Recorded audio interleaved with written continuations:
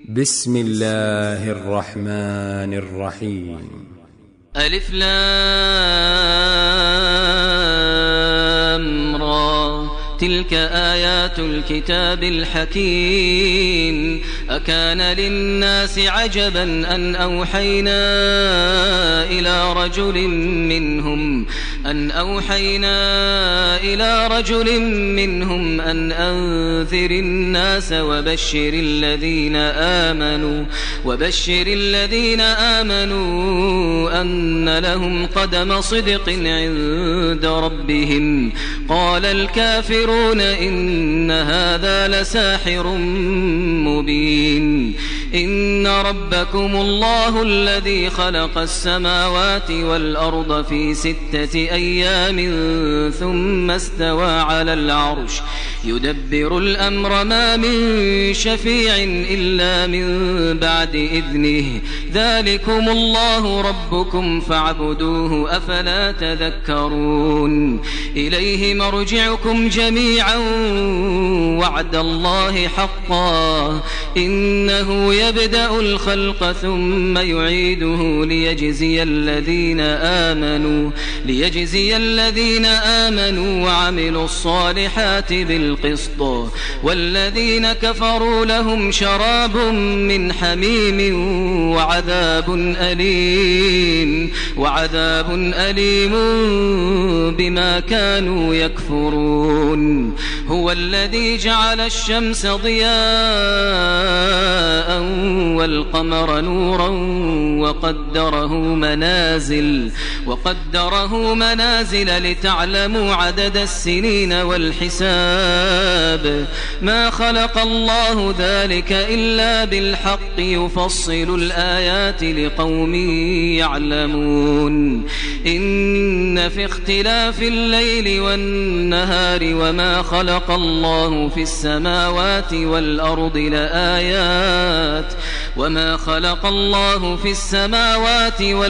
لآيات لقوم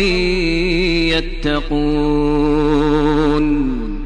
إن الذين لا يرجون لقاءنا ورضوا بالحياة الدنيا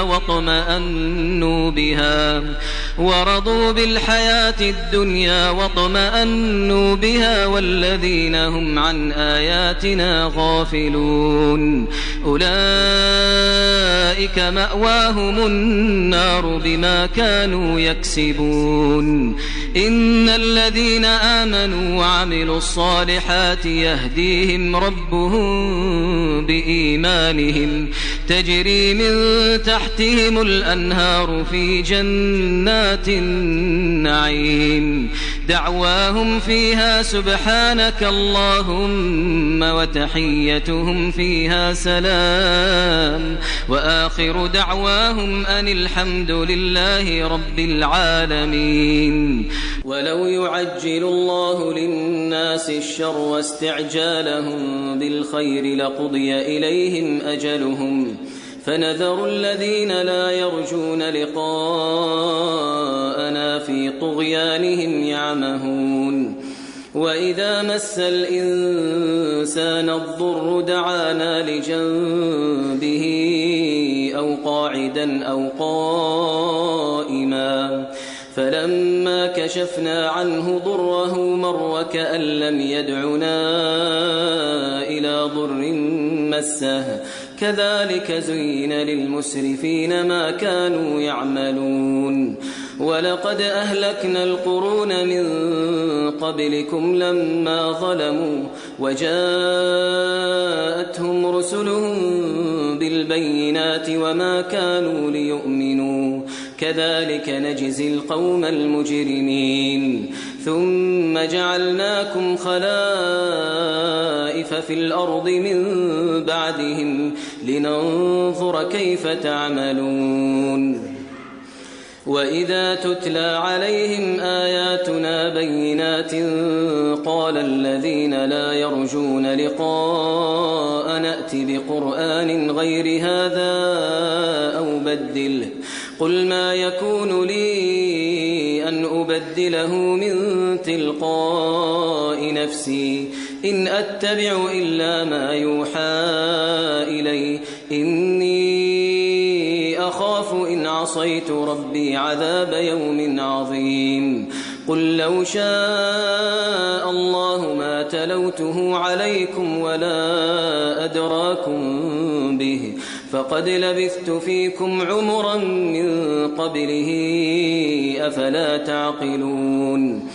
فمن أظلم ممن افترى على الله كذبا أو كذب بآياته إنه لا يفلح المجرمون ويعبدون من دون الله ما لا يضرهم ولا ينفعهم ويقولون هؤلاء شفعاؤنا عند الله قل أتنبئون الله بما لا يعلم في السماوات ولا في الأرض سبحانه وتعالى عما يشركون وما كان الناس إلا أمة واحدة فاختلفوا ولولا كلمة سبقت من ربك لقضي بينهم فيما فيه يختلفون ويقولون لولا أنزل عليه آية من ربه فقل إنما الغيب لله فانتظروا إني معكم من المنتظرين وإذا أذقنا الناس رحمة من بعد ضراء مستهم إذا لهم مكر في آياتنا قل الله أسرع مكرا إن رسلنا يكتبون ما تمكرون هو الذي يسيركم في البر والبحر حتى إذا كنتم في الفلك وجرين بهم بريح طيبة وفرحوا بها جاءتها ريح عاصف وجاءهم الموج من كل مكان وظنوا أنهم أحيط بهم دعوا الله مخلصين له الدين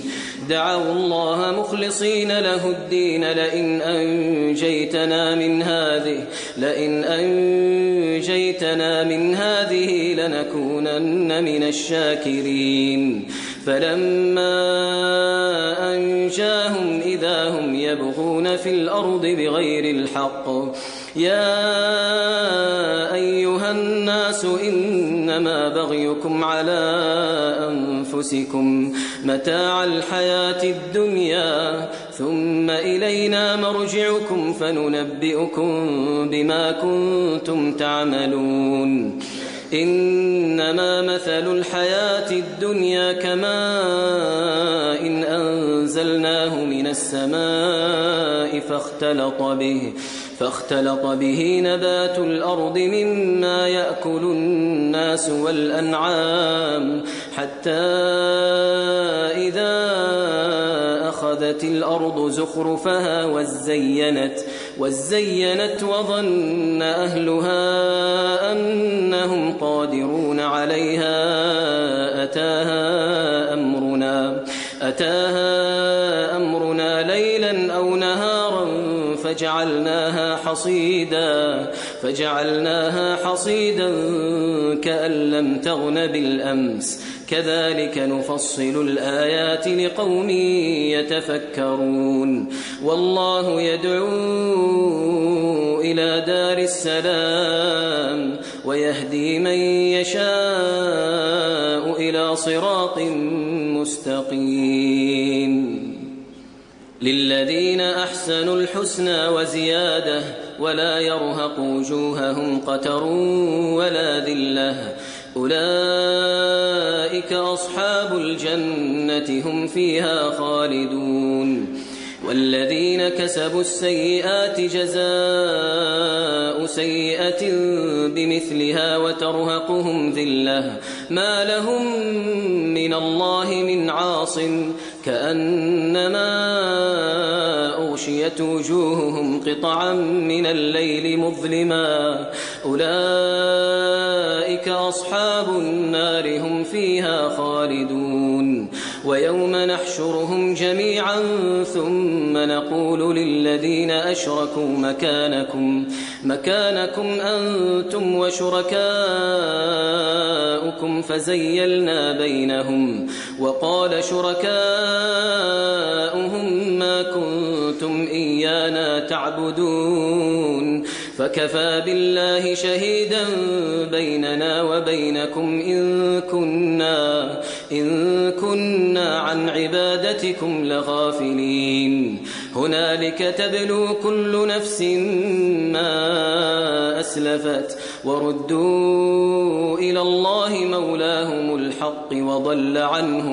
وضل عنهم ما كانوا يفترون قل من يرزقكم من السماء والأرض أم من يملك السمع والأبصار ومن يخرج الحي من الميت ويخرج الميت من الحي ومن يدبر الأمر فسيقولون الله فقل أفلا تتقون فذلكم الله ربكم الحق فماذا بعد الحق إلا الضلال فأنى تصرفون كذلك حقت كلمة ربك على الذين فسقوا أنهم لا يؤمنون قل هل من شركائكم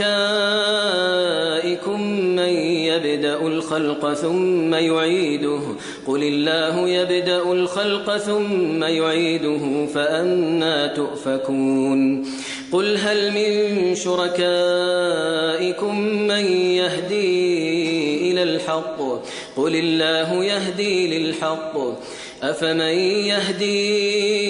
إلى الحق أحق أن يتبع أم من لا يهدي إلا أن يهدى فما لكم كيف تحكمون وما يتبع أكثرهم إلا ظنا إن الظن لا يغني من الحق شيئا إن الله عليم بما يفعلون وما كان هذا القرآن أن يفترى من دون الله ولكن تصديق الذي بين يديه وتفصيل الكتاب لا ريب فيه من رب العالمين أم يقولون افتراه قل فأتوا بسورة مثله وادعوا من استطعتم من دون الله إن كنتم صادقين بل كذبوا بما لم يحيطوا بعلمه ولما يأتهم تأويله كذلك كذب الذين من قبلهم فانظر كيف كان عاقبة الظالمين ومنهم من يؤمن به ومنهم من لا يؤمن به وربك أعلم بالمفسدين وإن كذبوك فقل لي عملي ولكم عملكم أنتم بريئون مما أعمل وأنا بريء مما تعملون ومنهم من يستمعون إليك أفأنت تسمع الصم ولو كانوا لا يعقلون ومنهم من ينظر إليك أفأنت تهدي العمي ولو كانوا لا يبصرون إن الله لا يظلم الناس شيئا ولكن الناس أنفسهم يظلمون ويوم يحشرهم كأن لم يلبثوا إلا ساعة من النهار يتعارفون بينهم قد خسر الذين كذبوا بلقاء الله وما كانوا مهتدين وإما نرينك بعض الذي نعدهم أو نتوفينك فإلينا مرجعهم ثم الله شهيد على ما يفعلون ولكل أمة رسول فإذا جاء رسولهم قضي بينهم بالقسط وهم لا يظلمون ويقولون متى هذا الوعد إن كنتم صادقين قل لا أملك لنفسي ضرا ولا نفعا إلا ما شاء الله لكل أمة أجل إذا جاء أجلهم فلا يستأخرون ساعة ولا يستقدمون قل أرأيتم إن أتاكم عذابه بياتا أو نهارا ماذا يستعجل منه المجرمون أثم إذا ما وقع آمنتم به الآن وقد كنتم به تستعجلون ثم قيل للذين ظلموا ذوقوا عذاب الخلد هل تجزون إلا بما كنتم تكسبون ويستنبئونك أحق هو قل إي وربي إنه لحق وما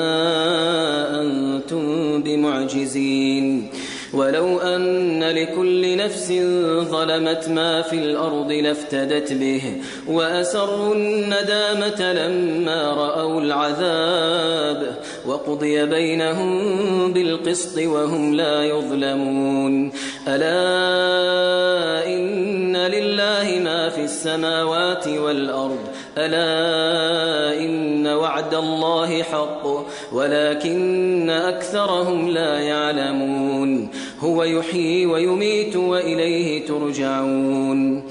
يا أيها الناس قد جاءتكم موعظة من ربكم وشفاء لما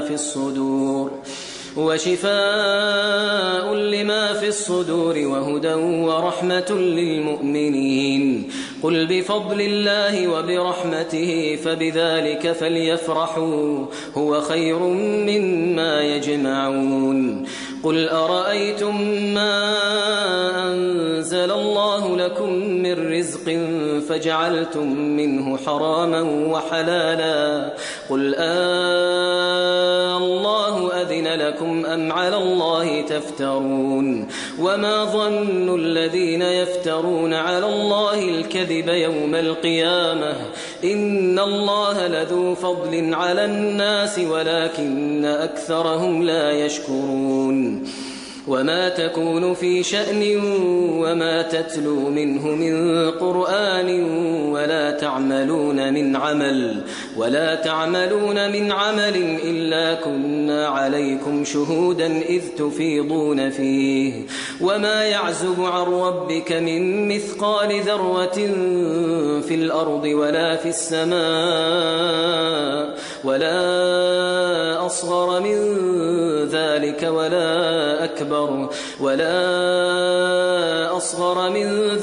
ولا أكبر إلا في كتاب مبين ألا إن أولياء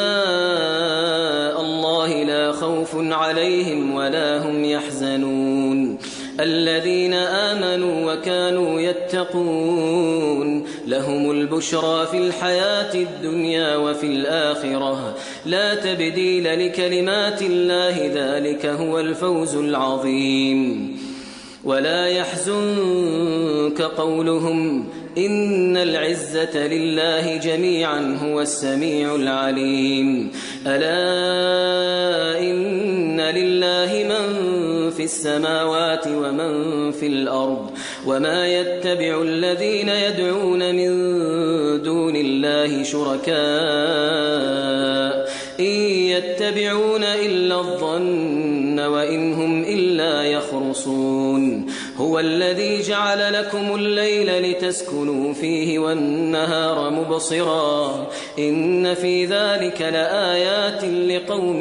يسمعون قالوا اتخذ الله ولدا سبحانه هو الغني له ما في السماوات وما في الأرض إن عندكم من سلطان بهذا أتقولون على الله ما لا تعلمون قل إن الذين يفترون على الله الكذب لا يفلحون متاع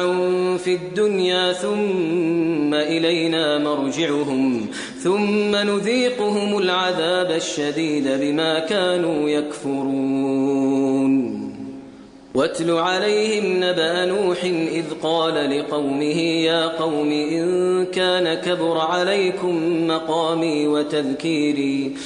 يا قوم إن كان كبر عليكم مقامي وتذكيري بآيات الله فعلى الله توكلت فأجمعوا أمركم وشركاءكم ثم لا يكن أمركم عليكم غمة ثم قضوا إلي ولا تنظرون فإن توليتم فما سألتكم من أجر إن أجري إلا على الله وأمرت أن أكون من المسلمين فكذبوه فنجيناه ومن معه في الفلك وجعلناهم خلائف وأغرقنا الذين كذبوا بآياتنا فانظر كيف كان عاقبة المنذرين ثم بعثنا من بعده رسلا إلى قومهم فجاءوهم بالبينات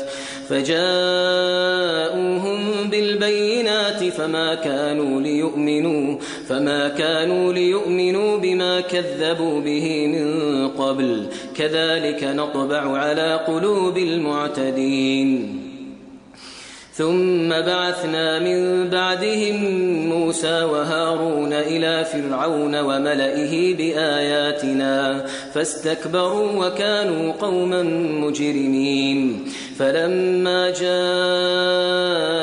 الحق من عندنا قالوا إن هذا لسحر مبين قال موسى أتقولون للحق لما جاءكم أسحر هذا ولا يفلح الساحرون قالوا أجئتنا لتلفتنا عما وجدنا عليه آباءنا وتكون لكما الكبرياء في الأرض وما نحن لكما بمؤمنين وقال فرعون ائتوني بكل ساحر عليم فلما جاء السحرة قال لهم موسى ألقوا ما أنتم ملقون فلما ألقوا قال موسى ما جئتم به السحر إن الله سيبطله إن الله لا يصلح عمل المفسدين ويحق الله الحق بكلماته ولو كره المجرمون فما آمن لموسى إلا ذرية من قومه على خوف من فرعون وملئهم أن يفتنهم وإن فرعون لعال في الأرض وإنه لمن المسرفين وقال موسى يا قوم إن كنتم آمنتم بالله فعليه توكلوا إن كنتم مسلمين فقالوا على الله توكلنا ربنا لا تجعلنا فتنة للقوم الظالمين ونجنا برحمتك من القوم الكافرين وأوحينا إلى موسى وأخيه أن تبوأ لقومكما بمصر بيوتا واجعلوا بيوتكم قبلة وأقيموا الصلاة وبشر المؤمنين وقال موسى ربنا إنك إنك آتيت فرعون وملأه زينة وأموالا في الحياة الدنيا ربنا ليضلوا عن سبيلك ربنا اطمس على أموالهم واشدد على قلوبهم فلا يؤمنوا حتى يروا العذاب الأليم قال قد أجيبت دعوتكما فاستقيما ولا تتبعان سبيل الذين لا يعلمون وجاوزنا ببني إسرائيل البحر فأتبعهم فرعون وجنوده بغيا وعدوا حتى إذا أدركه الغرق قال آمنت أنه لا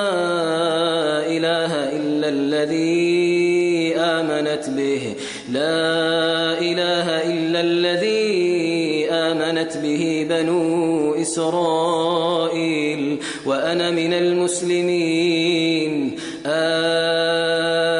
الآن وقد عصيت قبل وكنت من المفسدين فاليوم ننجيك ببدنك لتكون لمن خلفك آية وإن كثيرا من الناس عن آياتنا لغافلون ولقد بوأنا بني إسرائيل مبوأ صدق ورزقناهم من الطيبات فما اختلفوا حتى جاءهم العلم إن ربك يقضي بينهم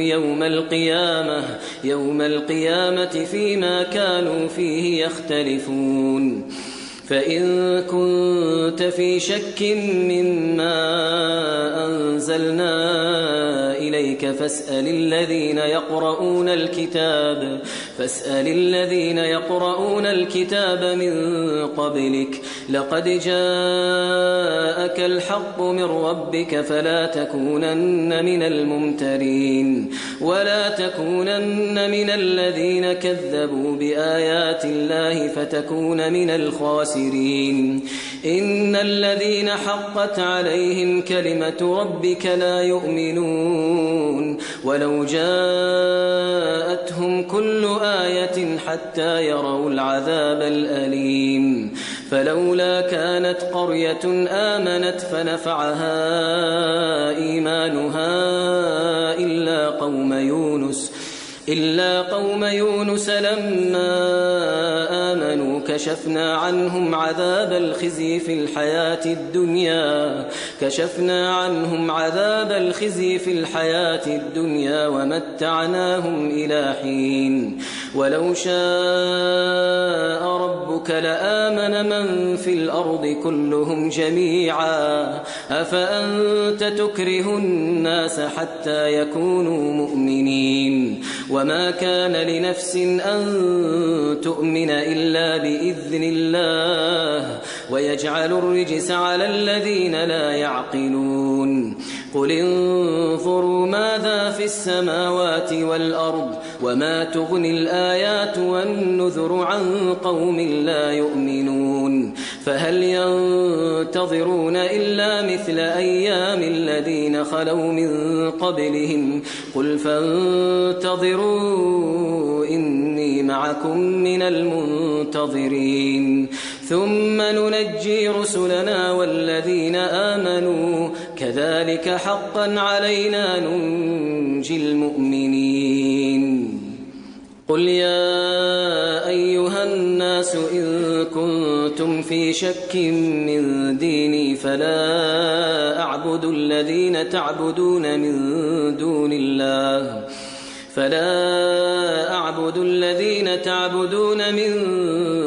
الله ولكن أعبد الله الذي يتوفاكم وأمرت أن أكون من المؤمنين وأن أقم وجهك للدين حنيفا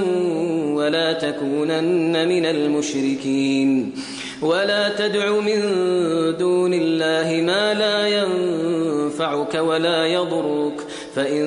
فعلت فإنك إذا من الظالمين وإن يمسسك الله بضر